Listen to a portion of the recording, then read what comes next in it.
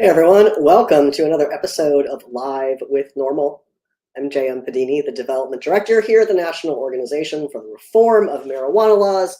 It's Friday, June 13th, 2025. You know what that means, friends? We're going to talk about this week's latest cannabis policy and science news, and I'm going to answer your burning questions live. Let's get into it. Take a quick second. Hit that like, follow, or subscribe button wherever you're watching so you never miss when NORML goes live. And I am going to take a quick second to look at our feeds and make sure everything's working, because I kind of think something's not right. Let's find out together, shall we? It's not. One of our streams is not working. Let's see if we can fix that. I don't know. It says it's live. I don't think it is. Let's remove that one and try again. So, what have you been up to, friends? It's been a minute. We haven't hung out in so long. I went to New York, talked to a bunch of you in person there. That was great. We had the NORML formal. Look, I'm about to fix this thing. It's going to be great.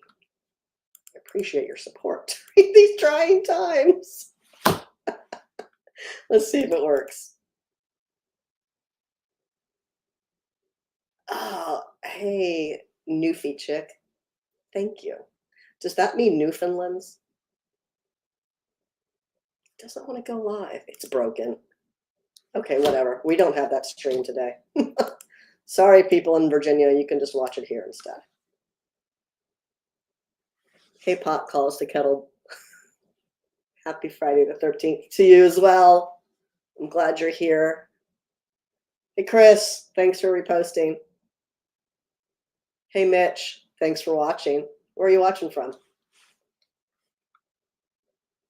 Everyone that just joined us on Instagram, take a quick second to hit that like, follow, subscribe button so you never miss when NORML goes live. We try to do this every week, every Friday. All right, let's talk about it. So we didn't do a show last week, so there's a couple of things I want. Oh, thank you, Mitch. Mitch says there's a Cloudflare outage today that's most likely causing the issue. There's always something. There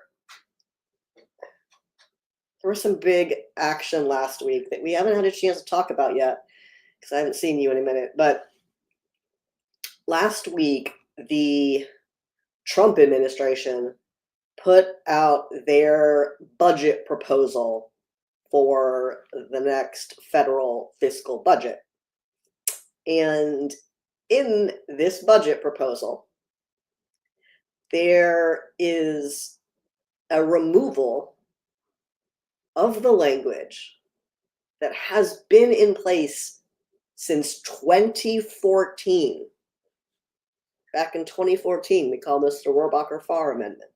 And this language prevents the Department of Justice from using one single taxpayer dollar. DOJ cannot use a single taxpayer cent to go after patients, healthcare providers, licensed operators in states that have medical cannabis programs. So DOJ can't go into a state with medical cannabis program and start arresting patients or trying to raid dispensaries.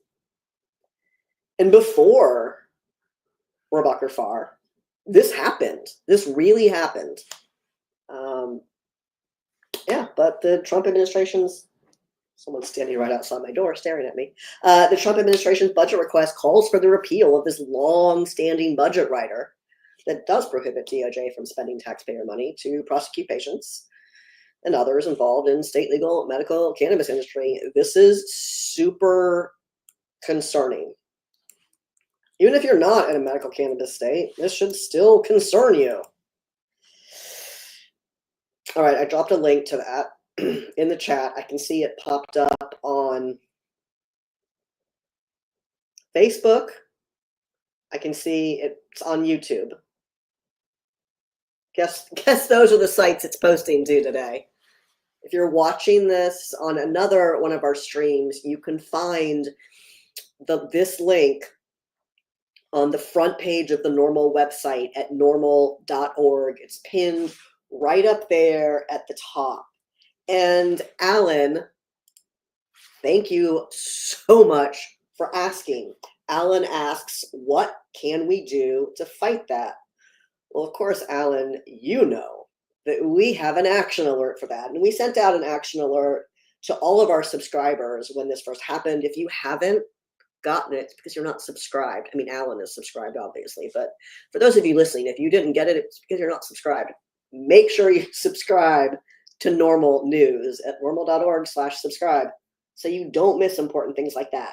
You can sign on to our action alert. Let's see if I can make this work. Ooh, that is in fact not working. You can sign on to our action alert for this in just a minute when I send you the link. It's in the story that I just posted. There's a link to the action alert. It says sign on now. But I'm also going to post the action alert itself. Alan, here we go. There it is.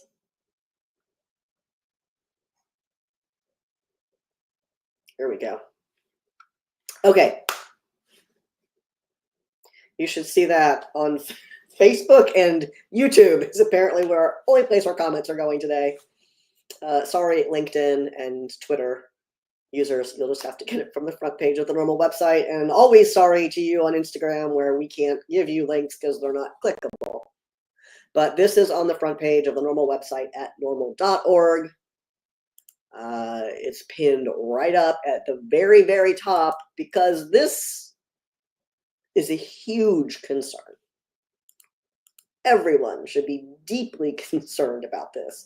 I've heard questions like, oh, well, you know, maybe it was just I just forgot to include that language. That's not how it works. This is an intentional removal of this language. It's not someone forgot. It's not an oopsie. This is someone intentionally said, delete that. Why am I so confident that that's how it occurred? Because I'm someone who writes legislation. It's definitely how it went down. Anyhow, you should tell your members of Congress, no. You should tell your members of Congress right now not to rescind federal protections for state legal medical cannabis operations. Hey, Chris, greetings to you as well. Thanks for joining us. I hope you didn't miss any of my rant. Let's see what else we got going on. I got a bunch of screens to look at today because things aren't quite working right. I don't want to miss anything. I don't want to miss anything. So if you need two computers, you need two computers. What can I say? I hope this is streaming on YouTube. Looks like it is. Chris, you're on YouTube. Is everything good there? Hey, John in Texas. Thank you for, asking about Texas. John asks, any word on Texas? Yes, actually was just talking about Texas with my colleague Paul before this show started. Here's what's going on in Texas. This is a story from last week, but I'll pull it up for you right now, John. So lawmakers in Texas have advanced to the governor's desk a bill that would expand the state's medical cannabis program, which everyone in Texas affectionately refers to as TCUP, Texas Compassionate Use Program. Provisions in this bill would open the program to patients with chronic pain. This was a point of great debate in the process, but chronic pain will be a qualifying condition for the program, among other newly eligible conditions. It also expands the type of cannabis formulations that patients can purchase and also increases the total number of dispensaries that can operate within the state. Again, this doesn't, I don't think this includes flower. I think everything is still extraction based, but it also changes. Yes, it would additionally allow patients to access things like patches, lotions, suppositories, inhalers, nebulizers, and vapes.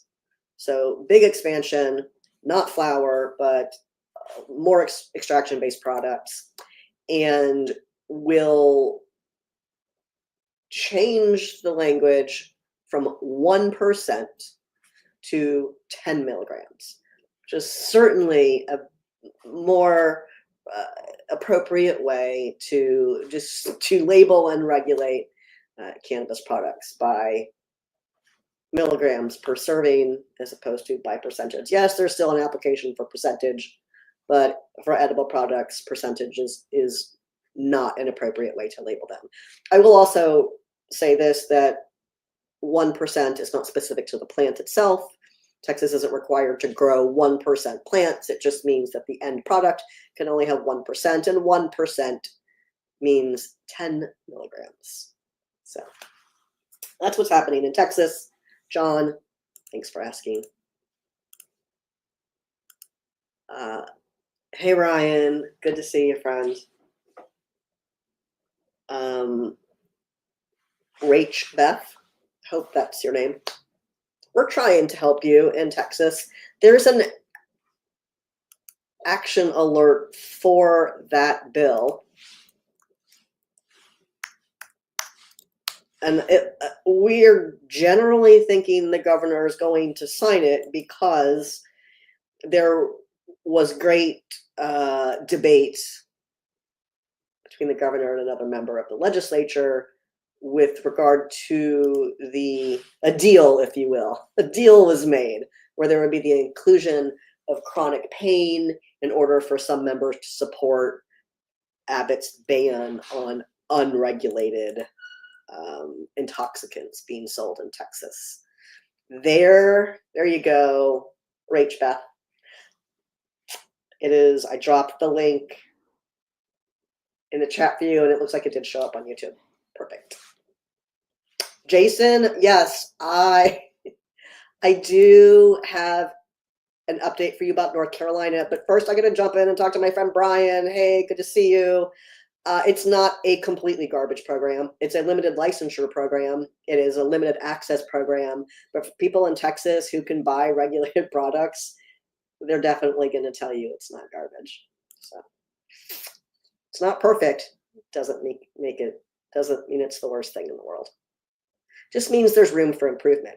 Now, Brian, what you and I will both agree upon is that it is a completely garbage legislature. In Texas, if you keep electing people who are terrible on cannabis policy, you will continue to get terrible cannabis policy. What else is garbage in the state of Texas? That would be the effort by the Attorney General to repeal the local decriminalization measures that a number of localities have enacted. That's some hot garbage right there.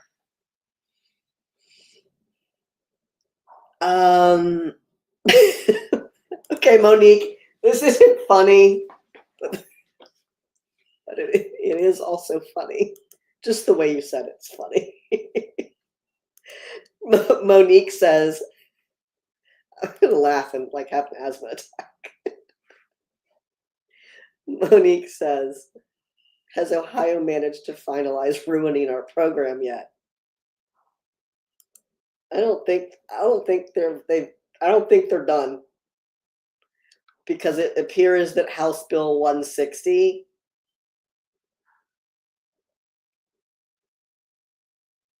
okay, there's two bills. There's Senate Bill 56. I'm doing a quick catch up right now. Okay, there's Senate Bill 56 and there's House Bill 160. And for whatever reason, we have a separate action alert for each. It looks like Senate Bill 56 by a heavy margin was approved by the Senate and sent over to the House. Of course, the House has its own version, House Bill 160, which may be the primary vehicle at this point.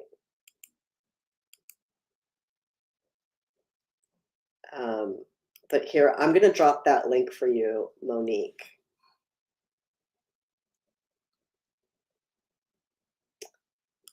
There you go. This is a link to our action alert. Don't allow lawmakers to repeal and replace marijuana legalization laws. HB 160 does create new crimes for those who share cultivated cannabis with other adults, which is insane, or who purchase legal cannabis in other states and bring them back to Ohio. Look, bringing cannabis across state lines isn't legal in any state, but if you have it in your state where cannabis is legal, why exactly should you be going to jail? That's weird.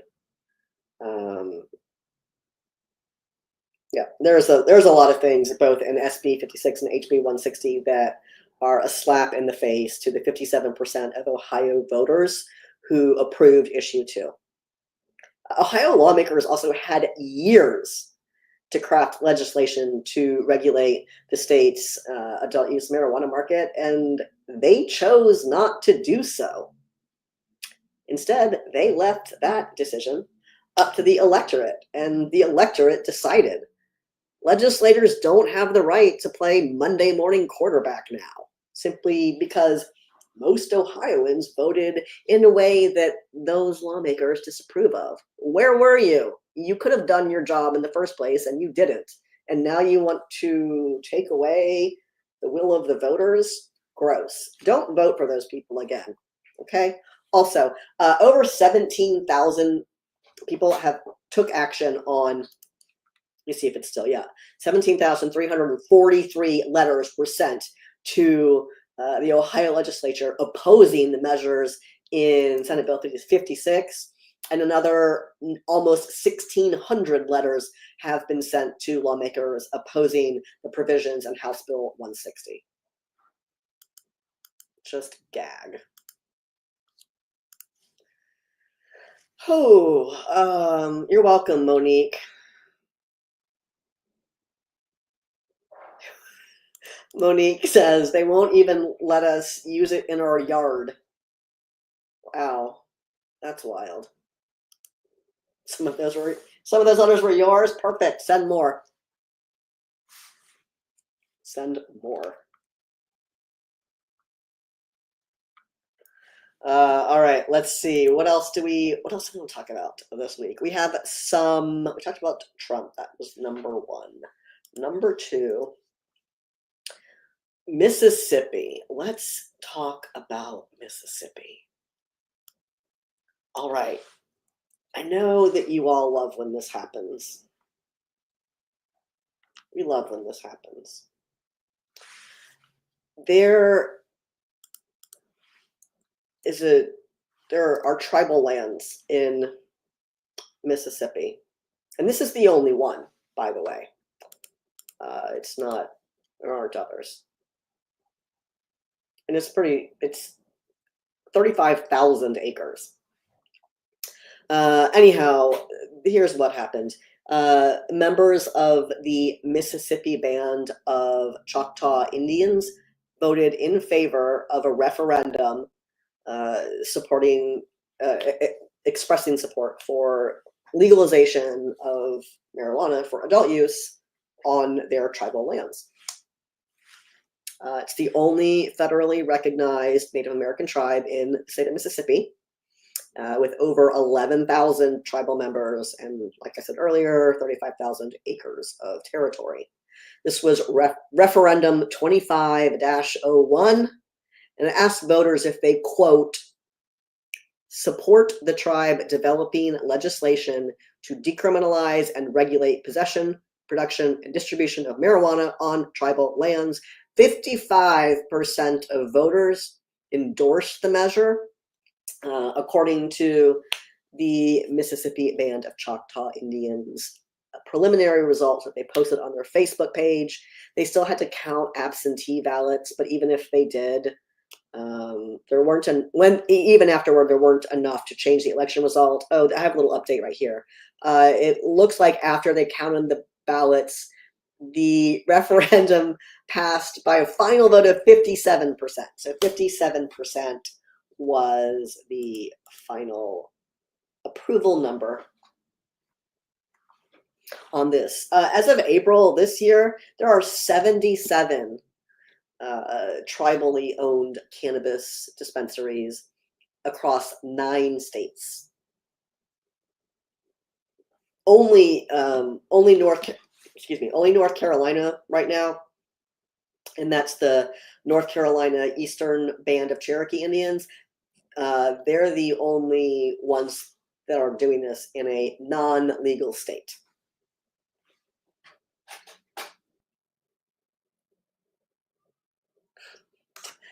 North Carolina. Thank you for the reminder, Jason. Appreciate it. I'm going to put it on the screen so I don't forget. Normonius on Instagram asks, how many other industries have this much resistance and is starting up?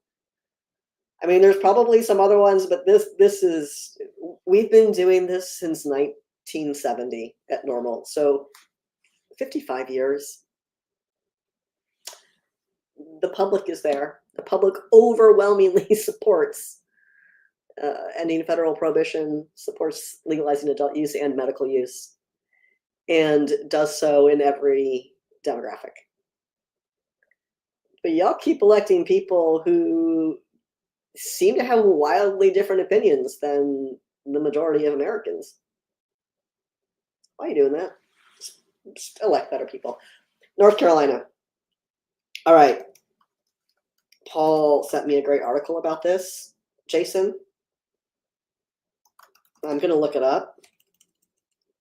It's a task force, but I want the article. Cannabis task force. There we go. We'll just read this one. We'll just read it straight from the governor's page. Governor Josh Stein released the following statement on the need to protect young people by bringing order to the unregulated cannabis market. Oh, there we go. There we go. All right. I'm going to read you his comment. This is what Governor Josh Stein of North Carolina says. Quote, today across North Carolina, there are unregulated intoxicating THC products available for purchase. Just walk into any vape shop. There is no legal minimum age to purchase these products! Exclamation point. That means kids are buying them without any enforceable labeling requirements. Adults are using them recreationally without knowing what is in them or how much THC there is. Our state's unregulated cannabis market is the Wild West and is crying for order.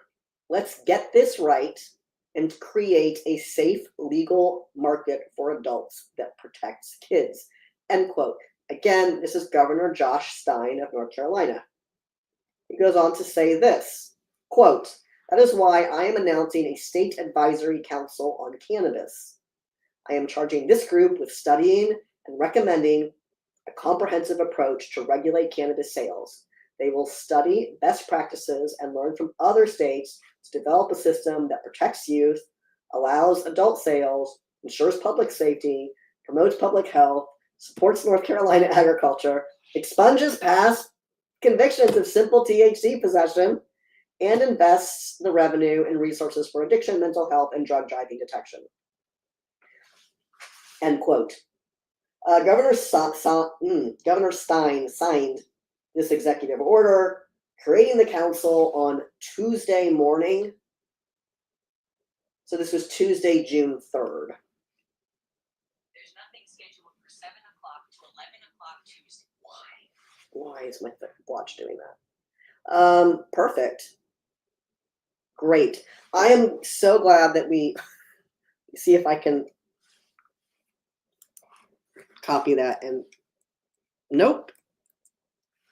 Great. I love that for them also, Chris. North Carolina, Josh Stein, cannabis. Here we go. Here's the link for you. So you can read the whole thing. Oh, there's the post. Can't post comments to some destinations, you think? There you go. There it is. I dropped a link to the governor's press release in the chat for you. Thank you for asking, Josh. I mean, Jason, sorry. Thank you for asking, Jason. Appreciate it. Hello. Good day to you, Terrio. And Chris, I agree. That does sound like a great step for North Carolina.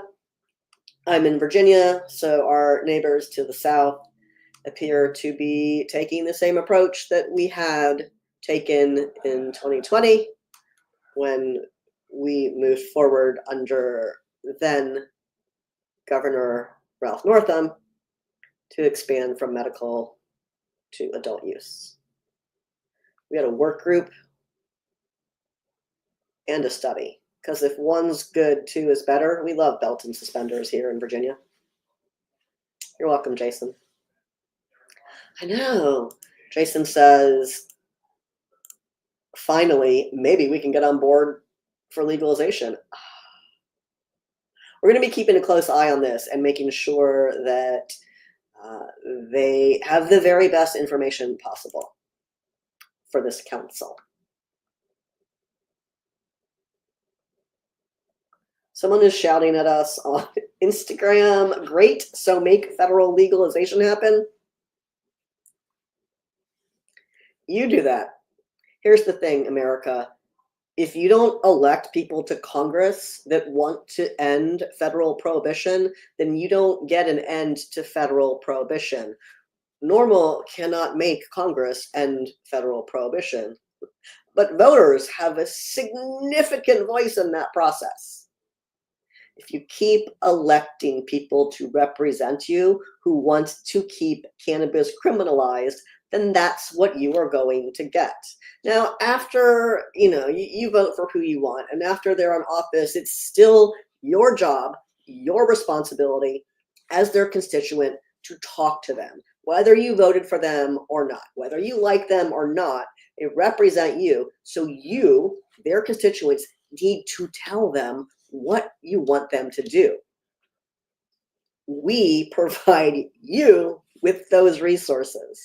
You can find those resources for free all day on the NORML website at norml.org. And to your point, person asking about this particular issue, we'll say asking, we have action alerts for this. We have one that targets the president. He loves to tell Congress what to do. He loves to tell them what he thinks they should be doing, and he could do that. He could scribble out yet another one of his executive orders demanding that something happen, but he's not. You haven't seen him do that, have you? Why don't you tell him to do that? You can tell the White House and Congress to support descheduling, to removing marijuana from the Federal Controlled Substances Act altogether. That requires an act of Congress. It cannot happen through the administrative process that is currently underway for rescheduling. The president cannot sign an executive order in the real world that ends federal marijuana prohibition. Who knows what happens now? But the way it's supposed to work is Congress has to pass a bill and the president has to sign it. And you can tell both of them at the same time by using our action alert that you can find at the very top of the page on norml.org/act. You can also find it in the chat that I just shared, which posted to Facebook and to YouTube. Oh, here's this person that I have to kick out. Give me a second. You can go spam people somewhere else. It's not going to be here. Hey, Randy. Good to see you. Welcome back.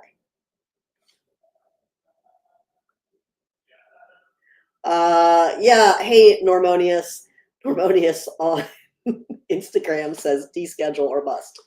Yeah, so NORML has been advocating for the end of federal prohibition since 1970. So welcome everyone else to this team. I want to make clear that even though the rescheduling process is apparently on pause still under the Trump administration, it could be reactivated at any point. These are two different processes. The administrative process that is underway, where they're having the debate as to whether or not they should reschedule marijuana from Schedule 1 to Schedule 3, that's the limits of it. There's no way to, in that process, say, oh no, let's deschedule instead. It is only about 1 to 3, and that's fine. That's a rescheduling petition. It's fine. That can and should move forward, and yes, marijuana should be rescheduled. It doesn't have any impact on consumers. Everything that's illegal today under Schedule 1 will still be illegal for consumers under Schedule 3. What it really has the potential to do is open up the ability for, again, potential, because it's the Wild West, we don't know what's going to happen, but has the potential to allow licensed operators to take the standard business tax deductions that they can't currently take because marijuana is Schedule 1. It does not hand marijuana over to big pharma. That's not what Schedule 3 means. And again, this is about botanical cannabis itself. Why, JM, doesn't it hand marijuana over to big pharma? Because it's about botanical cannabis. The FDA does not regulate plants. You cannot replicate a plant the same way that FDA approved drugs require. That replication is problematic. You cannot have a plant meet those same standards for FDA drug approval. It's not going to happen. You're not going to go get pre-rolls at CVS if marijuana goes to Schedule 3. But it is the federal government recognizing that cannabis has medical utility, and it does have the ability to loosen banking restrictions and tax restrictions. And if these licensed operators are then able to take these standard business deductions, hopefully consumers reap the benefit, because then it doesn't become such an expensive business model, and you could hopefully see lower prices. I know you have lower prices on cannabis other places in the country, the East Coast in particular, you do not. So next is descheduling, which we have full-throatedly called for decades. Descheduling requires Congress to pass a bill. So you can advocate your full support for both of these things at the same time. They're not mutually exclusive. One requires Congress, one is an administrative process. In order to get descheduling, you have to elect a better Congress, friends. Mandresis on Instagram says, can I ask a question concerning dosing? You can, and hopefully I can answer it. Let's see. Normonius, I don't think anyone wants to get their cannabis from Monsanto. That's their comment on Instagram is, I don't want to get my cannabis from Monsanto, ! And you can get liquor at CVS. Yeah, we should all be so fortunate as to one day have the luxury of choosing between, craft cannabis at the boutique dispensary, pharmaceuticalized cannabinoids at the pharmacy, and Marlboro Greens at the big box store. And in some states, you come pretty close to that. We should all have that luxury one day of being burdened by those choices. Cannabis is going to be in some instances already is commodified like everything else in America under capitalism. It's not special. Sorry, kids. Thank you, the Frankie Shane. Appreciate your amen. All right, Mandresis, here's your question.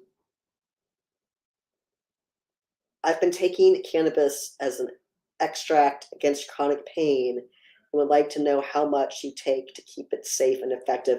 This is going to vary by every person. This is going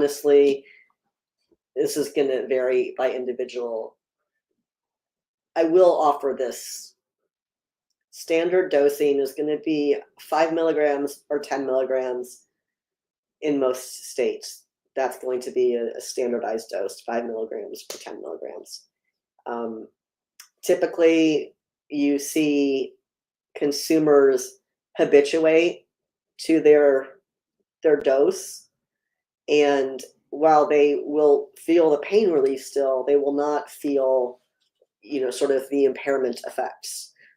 Just because they aren't feeling high or impaired, it doesn't mean that the pain relief isn't there. So when it comes to ingestible forms like that, of course, everyone tells you to start low and go slow. Then you start with a low dose and ramp up gradually. Make sure you give plenty of time for it to work. But I have heard from other chronic pain patients that they're looking at like somewhere between 20 and 40. And these are experienced patients. These aren't brand new patients. For some patients who have really severe pain, they're starting at 5 mgs and it works great for them. And I'm talking about THC. Of course, there are other compounds that can be beneficial for those with chronic pain as well, like CBD. So it really just depends on your endocannabinoid system, your level of pain, and the products that are available to you. Make sure they're regulated for consumer safety, please, and thank you. You're welcome.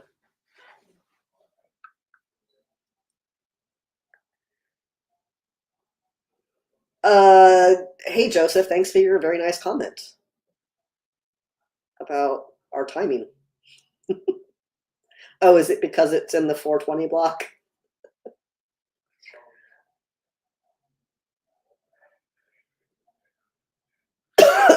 Excuse me. Hey, ma'ams.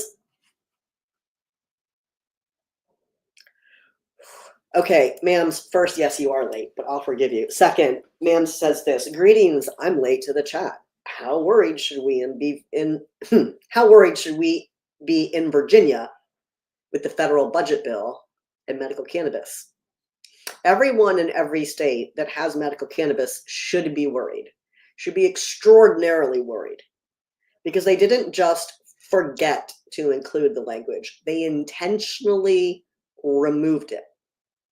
This isn't an oopsie. This is an intentional removal. The 2014 Rohrabacher-Farr language that prevents the DOJ from spending money to go after patients, healthcare providers, and operators in legal medical cannabis states. Ma'ams, I have no doubt that you got this email already from us, but I am going to drop a link again in the chat since you and Samuel just rolled in for our action alert. Tell Congress not to strip medical cannabis protections from the federal budget. There it is. 8,436 letters have been sent. That's, pretty good for the short amount of time that we've had this action alert up. But it's too low of a number. 8,000 is not enough. Let's go. Make sure you're sharing this action alert with your network. OG Grandma 420, deschedule or nothing is not accurate. No, you can have both. We don't take our ball and go home because we're not getting perfect. We can't have perfect because America keeps electing terrible people to Congress. If we just took our ball and went home every time we didn't get anything we wanted, we wouldn't have any policy change in the United States. Incremental progress change is fine. It's not the best. It's not great. It's not what we all want, but it is acceptable. It is up to us to continue to do the work. It's not as all or nothing here.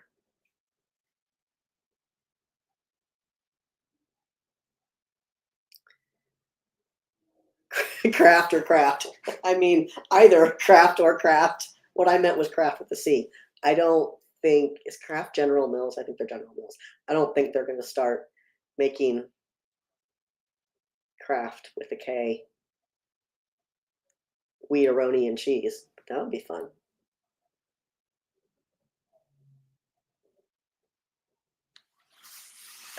Hey, Daniel in New York. I was just there last week.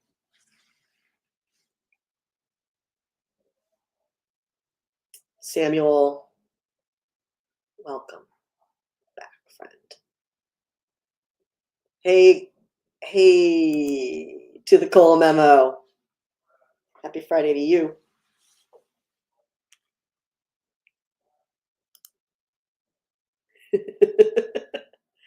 Whew. Poor Senator Padilla, right? Yes, don't let the perfect be the enemy of the good. There you go.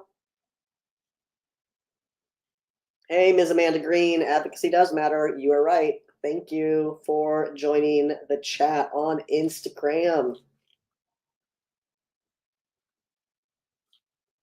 Oh, circling back to Mandresis, at the end of your question, you said safe and how much to keep it safe and effective. Don't oversaturate your receptors. Don't take more than you need is the point. You often, if you can read about people talking about tolerance breaks, it's because they have super saturated their receptors and they need to back off. This really is about feeling the intoxication that cannabis can provide, not so much about whether or not it's effective for pain. But also, just don't use more than you need because you're wasting money.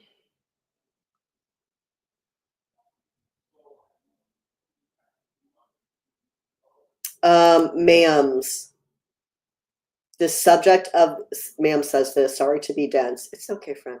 If the subject of action, letter of finance. Oh, you mean for what you're selecting? I'm so glad you brought this up. So when you do any of our federal action alerts, or really any organization where you're sending an action alert to a federal office, each of those offices has their own subject that you have to choose. We get emails where people are really mad about this. We don't control that. We have no control whatsoever. It doesn't matter what you pick. You could pick anything. It literally doesn't matter. What that subject is determining is which staffer to funnel the letter to. We don't care. Send it to whoever you want. Pick whatever topic works for you. Literally does not matter. Thank you for asking. We're going to add language that says pick whatever you want because it doesn't matter, because so many people email us mad about the subject line or the subject that they have to pick. Again, it is your members of Congress that decide what their office's API requires you to input. We don't have any control over that at all.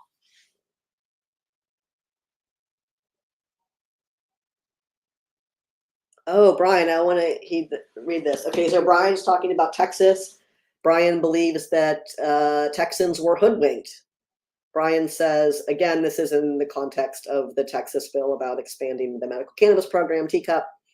Brian says that chronic pain means, quote, pain that is not relieved with acute post-surgical, post-procedure, or persistent non-chronic pain treatment, and is associated with a chronic pathological process that causes continuous or intermittent pain for 90 days from the date of the initial prescription, prescribing treatment with an opioid. So Brian, essentially they're saying, oh no, it's or.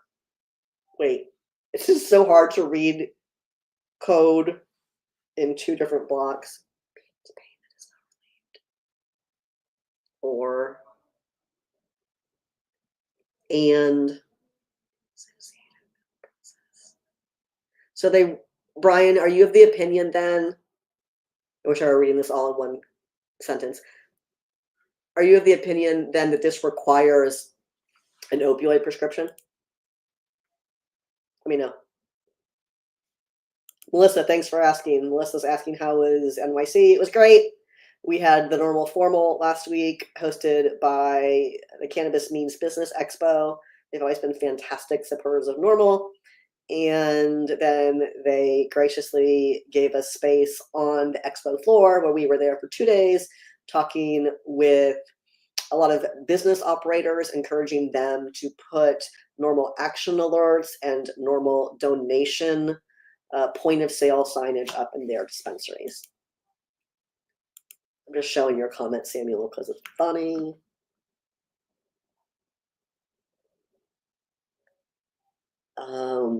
Ruben on Instagram asks, can you legislate about the endocannabinoid system?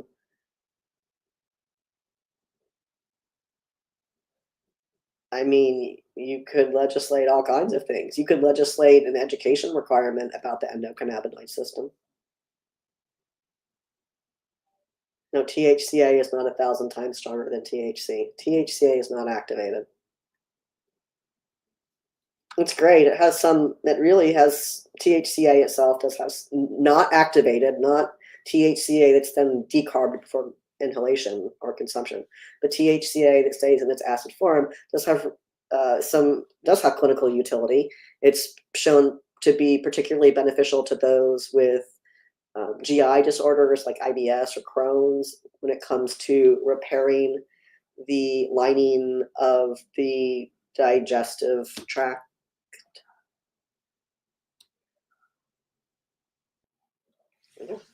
But otherwise, it's just a precursor to THC. And most people that have THCA are not consuming it as THCA. Gregory, everyone clap for Gregory, who just sent those letters. Thank you. High five, Chris Allen, for sending your letters as well. Thank you, Brian. I appreciate your analysis on that. Brian says that he does believe, I wouldn't say teacup, but your lawmakers are pushing people to try opioids. You know, I kind of want to get naive or what. Maybe are we supposed to give them the benefit of the doubt? This language is convoluted and weird and definitely not how I would have written it. It sounds like they were trying to give opioid patients a path to the program, when really instead they should, legislators, and this is legislators in every state, you do not belong in the patient certification process. You are not that patient's healthcare provider. What you think about cannabis is irrelevant in that doctor-patient conversation. You don't belong there at all. Get out. Show yourselves the door. Pass a law that lets doctors decide. The end. You aren't a medical expert. Now, maybe you are a healthcare provider and you're in the legislature. There's very few of you, by the way, and good for you. If you are, you should educate yourself about cannabis, not about your feelings about cannabis, but about cannabis. And we have a book for you, Clinical Applications for Cannabis and Cannabinoids, a review of the recent scientific literature. But nothing is grosser. No, there's probably things grosser to me, but really high up there on the disgusting list is lawmakers who think they should have a say over what patient is referred to a medical cannabis program and what patient is instead referred to jail. That's gross. You're not healthcare providers. Sit down. You know what doesn't happen when I go to the doctor? My doctor doesn't call my state senator and say, do you think this is the right antibiotic? Can you imagine? Like that's the equivalent of this. Hanging a made up, this made up list of conditions, and what Texas is doing this time, just hanging more ornaments on that Christmas tree. Terrible way to write public policy. Even more terrible, given that it's healthcare policy. You don't belong in that, lawmakers. Sit down.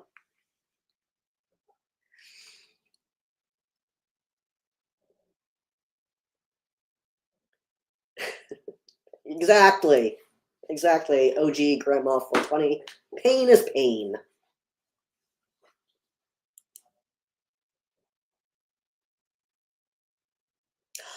Billy, thank you for sending that action alert. Big ups to Billy. It says, I just filled out the form on the action alert. Good job of letting us know. You're welcome. Good job of doing it. Make sure you let people know.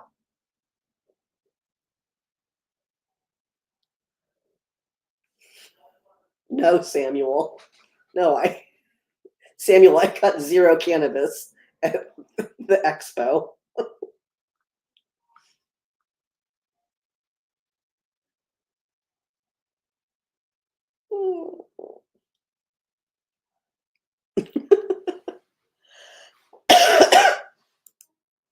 That's what I'm talking about, Samuel. Samuel says exactly, JM. Educate yourself, leave your feelings at home. Look, if we don't legislate based on science or data in America, we legislate based on feelings in every single state and at the federal level. Lawmakers vote based on feelings. If we voted based on science or data, we wouldn't have these wacko cannabis policies that we have across the nation.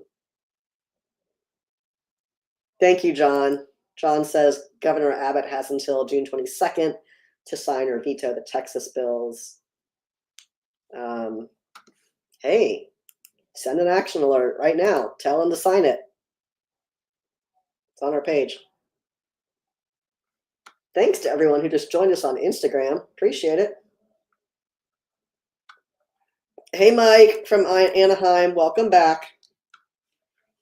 You're really pushing the time limit here. Also, I had no idea what time it was, and I should probably tell you all some more news. Let's talk about things that states did first. Okay, we talked about Mississippi. Let's talk about, this is not a good one. Let's talk about lawmakers in Minnesota who just sent Governor Tim Walz a bill that retail sales haven't begun yet in Minnesota for adult use. And before sales have even started, Minnesota lawmakers are like, you know what we should do? We should increase our cannabis sales tax to one of the highest cannabis sales tax in the nation. What?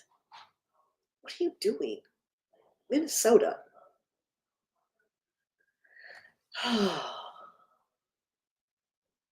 I hope Tim is smart enough to say no,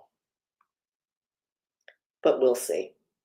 Under this proposal, in which Minnesota lawmakers treat constituents like ATMs, consumers will pay a 15% cannabis sales tax in addition to the 6.875% state sales tax, and there can also still be a local sales tax that is imposed. So it's not even just the 21.875% sales tax that Minnesota lawmakers think is a good idea.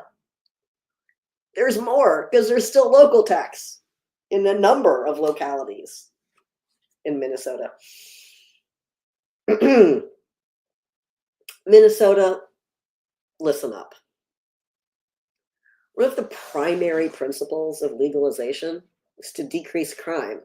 The way it does so is in two parts. Number one, you stop arresting people for cannabis. Check.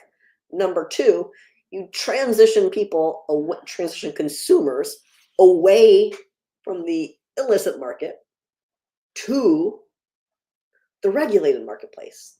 Now there's less crime. You know what impedes that transition? You know what prevents consumers from going to a legal dispensary instead of to a dealer who also sells other substances and likely humans? High prices. No one wants high prices. Hell, no one can afford prices high in today's economy. What are you doing, Minnesota? I thought you wanted legalization. I thought you wanted less crime. When you see these really high taxes, first of all, it lets you know that your legislature is treating you like you're an ATM. And number two, it's protectionism for the illicit market. Weird. Weird. I thought you didn't like crime, Minnesota. Yes, you do. Good luck with that.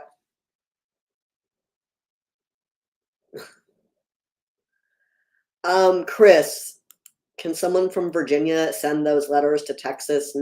No, just because of the targeting. When you put in your address, if you have a Texas address, then it will go to Texas lawmakers. If you don't, then it won't. That's what I can tell you about that. Vaughn 757. I'm asking because it says 757, are you in Virginia? Because that's an area code here. Let's read your, this is going to be different. My answer is different depending on your state. So please let me know, Vaughn, what state you're in. I'm watching to see if your comment comes up real quick. Let me know, Vaughn 757, what state you're in so I can best answer your question. This is Vaughn's question. My employer changed language. Okay, you're in Virginia. Perfect. I can answer this question all day. All right, Vaughn, let's go. My employer changed language in the drug policy to remove the word directive, referring to medical cannabis card, and change it to prescription, saying that no one is allowed to legally prescribe. Okay, so here's the thing, Vaughn. Your employer can write whatever policy they want. That doesn't supersede state law. The law is the law. And I'm having this argument with a number of HR departments around the state right now who are all getting sued because they're breaking the law. You can't break the law because you have feelings about cannabis, which apparently your employer does. They can say prescription, but they're wrong. The word in Virginia is certification. That is what the law is referencing. That's what the law is written to. And if you are a medical cannabis patient and you have a valid written certification in Virginia, you have employment protections. You can't go to work high. They can fire you for that. You can't get high at work. They can fire you for that. You can't possess cannabis at work. They can fire you for that. But just being a patient and testing positive, those are not reasons why they can fire you. They would have to determine that you were impaired. Not that you had consumed cannabis ever in your life or even recently. They have to determine that you were impaired if they want to fire you or take adverse employment action against you that is specific to cannabis. So you are welcome to give your HR director my email. I'd love to talk to them.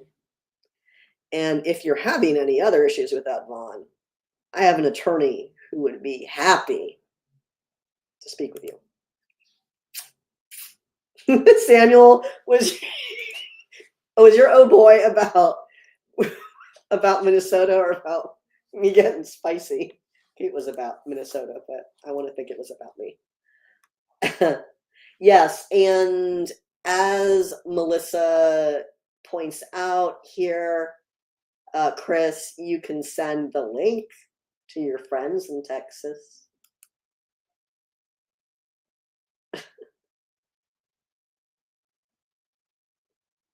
Right, Melissa. Yes. So, Vaughn, there are some limitations to employment protections for medical cannabis patients in Virginia. Senate Republicans demanded that law enforcement be excluded. So if you're law enforcement, you don't get those employment protections because Republican senators don't think you deserve it. And if you are subject to federal guidelines, then there are very specific requirements that are still in place. This is really about shipbuilders, because when we were initially crafting this legislation, the shipbuilders came to us and were like, hey, we're subject to these very specific federal regulations. Can you include those in there? And we said, for you, absolutely. You're not being weird. You're telling us what the law is that you're subject to. Sure, no problem. So if you're a shipbuilder, you're subject to different regulations. There's also language that Melissa is referring to here that if not firing someone for being a medical cannabis patient would cause an employer to lose a federal contract, then they don't have to provide those employment protections. But that's also, I'm going to, as one of the drafters of this bill, that's garbage language. It doesn't mean anything. No one's losing federal money anywhere in the United States because there's a medical cannabis patient employed at that company. That's not a thing. I feel like when people say that, I want to say, show me on the doll where the cannabis policy hurt you. Anyhow, hey everyone who just joined us on Instagram. I'm super glad you're here, but we're also about to wrap up this show. All right, we talked about Minnesota, we talked about Mississippi, we talked about Trump, and I'm gonna give you this. Give you two. That's my voice. Two stories before we go. This is one that I'm gonna leave you with an op-ed, and they're kind of related. So. Those of you not new to the show or to NORML have seen content like this before because there is so much of it. Not that we have to go chase it down or reporting on what's out there. And there is yet another study, like the pile is very high now. Yet another study that is consistent with previous data showing that most commercially available CBD products. So this is stuff that you see at the grocery store or the gas station. We're not talking about things that come from regulated operators in medical or adult use programs. We're talking about commercially available, so just stuff you buy wherever. Shocking, most commercially available CBD products, gummy products. Sorry, this is specific to gummies. They have inaccurate labeling. What? Here's some of the things the study authors said. Quote, unregulated CBD product packaging is not an accurate indication of the product constituents.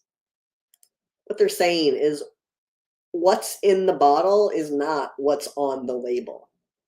Okay? We've told you this a gazillion times, because there's so much research done on these products. Let me read you a little bit more. Consistent with prior assessments, 70% of the products contained CBD concentrations that differed significantly from what was listed on their labels. The analysis also revealed that CBD percentages were often inconsistent from one gummy to another. 39% of the products tested positive for THC. Again, these are CBD products. Wow. Study authors go on to say this, quote, CBD products do not have reliable CBD concentrations, both relative to the dose listed on the label and among individual gummies within the same bottle. These products also frequently contain Delta-9 THC, occasionally Delta-8 THC, often unbeknownst to the consumer.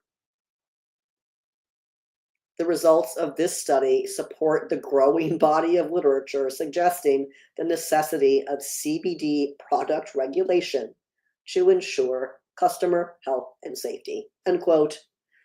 No shit.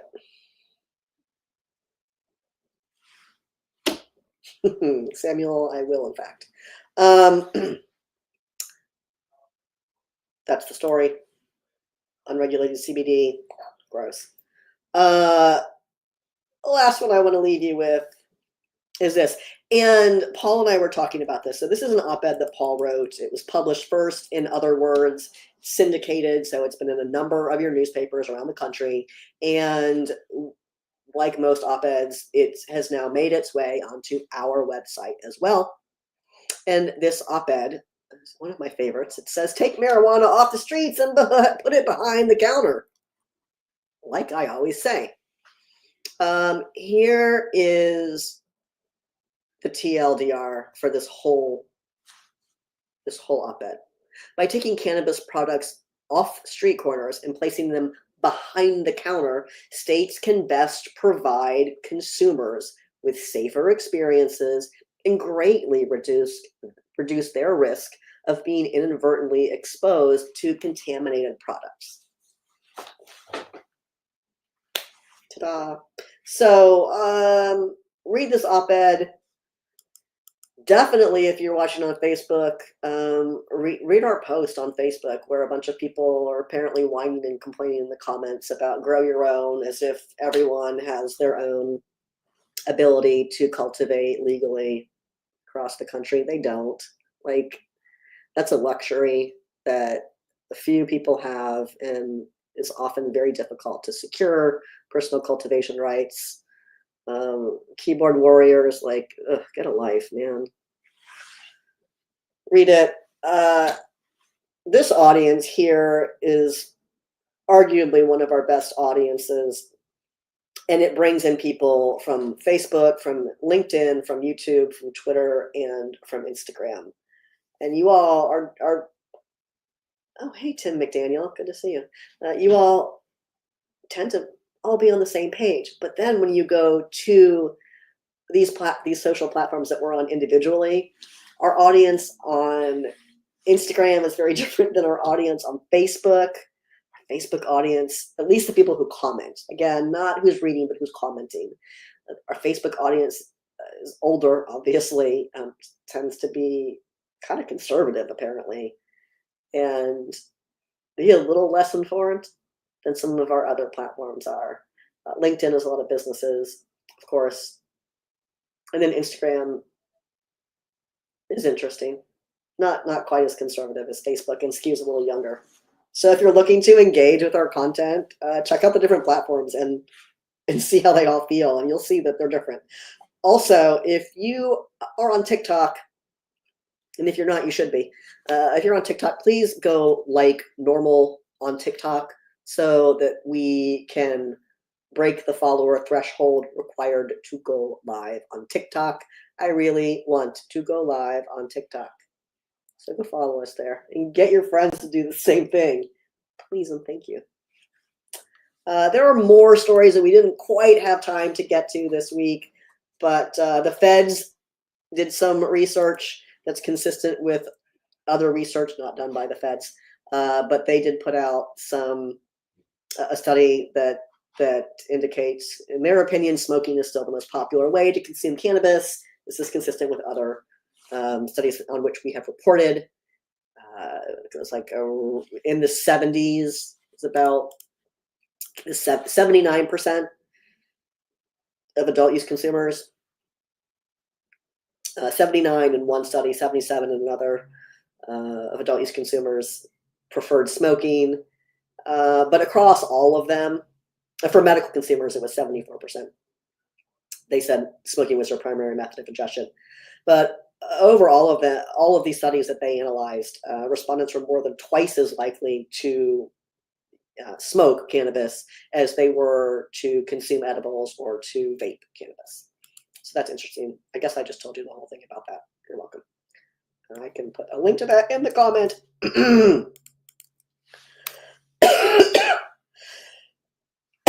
I have not been drinking enough during the show. And then the last one that I want to tell you about is endometriosis. Endometriosis patients say that cannabis is more effective and poses fewer side effects than prescription medications. In fact, 90% of endometriosis patients say that they would recommend cannabis, quote, to a friend or relative with the disease.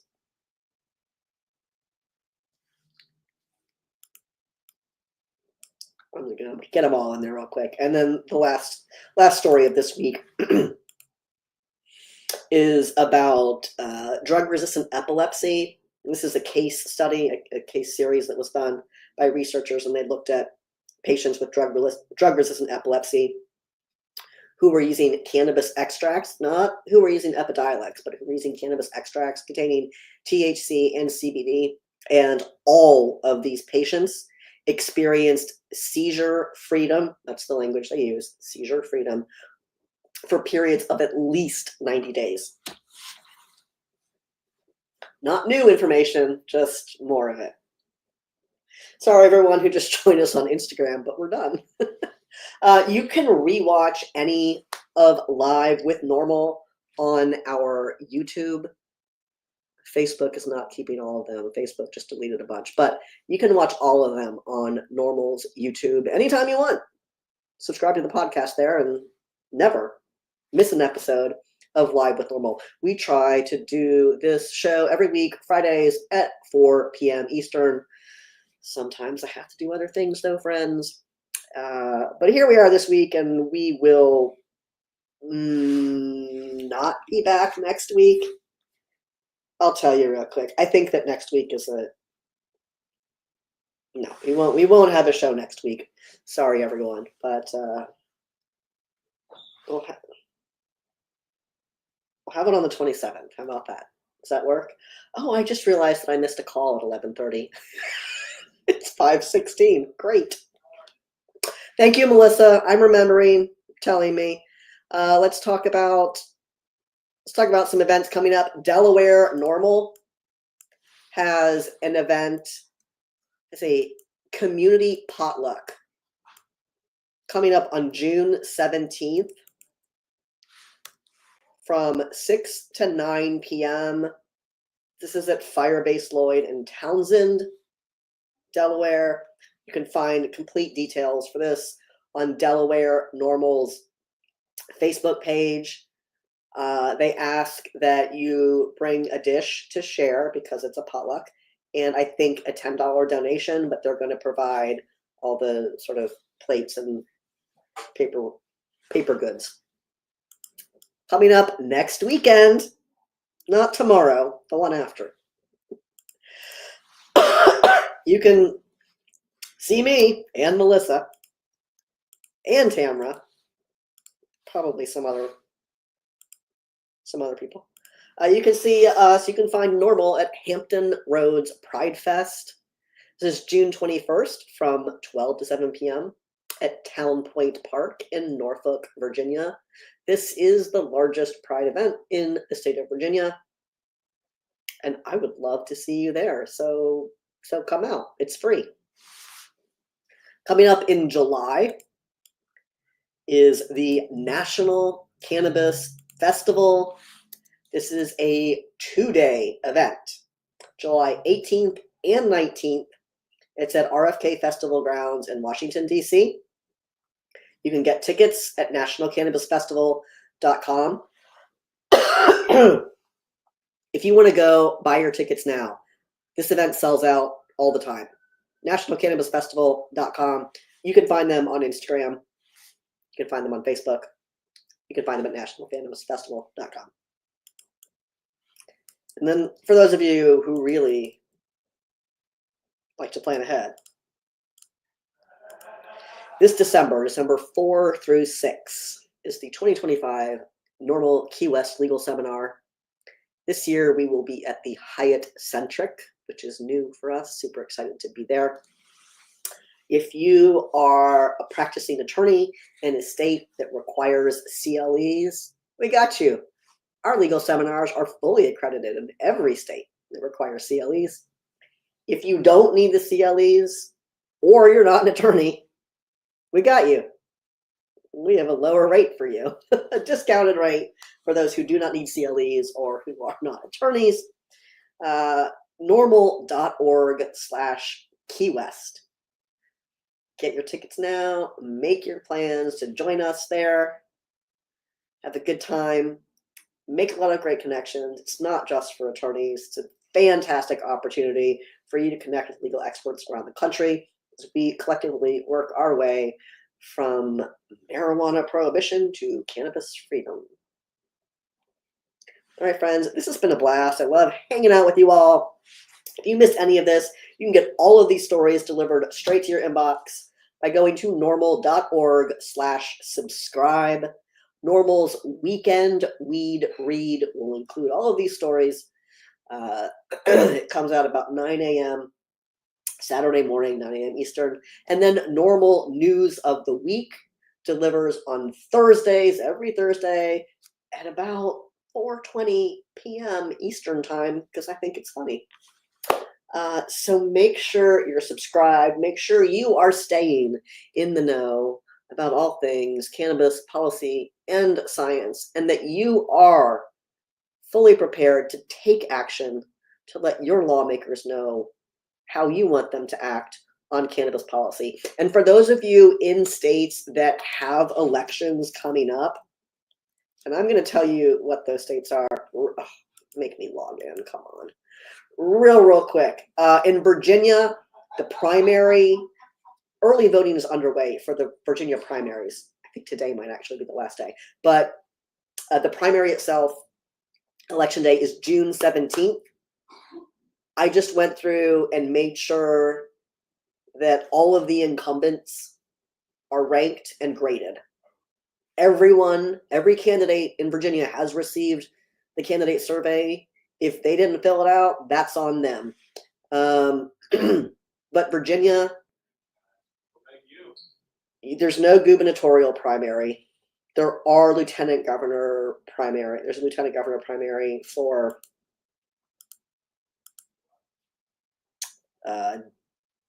Democrats. And there's an attorney general primary for Democrats as well.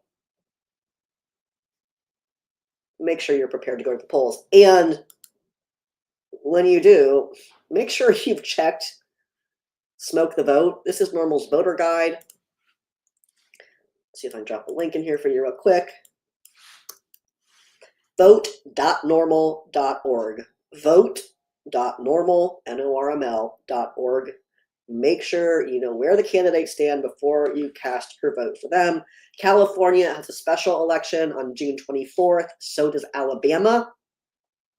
Florida has a special election on June 24th as well.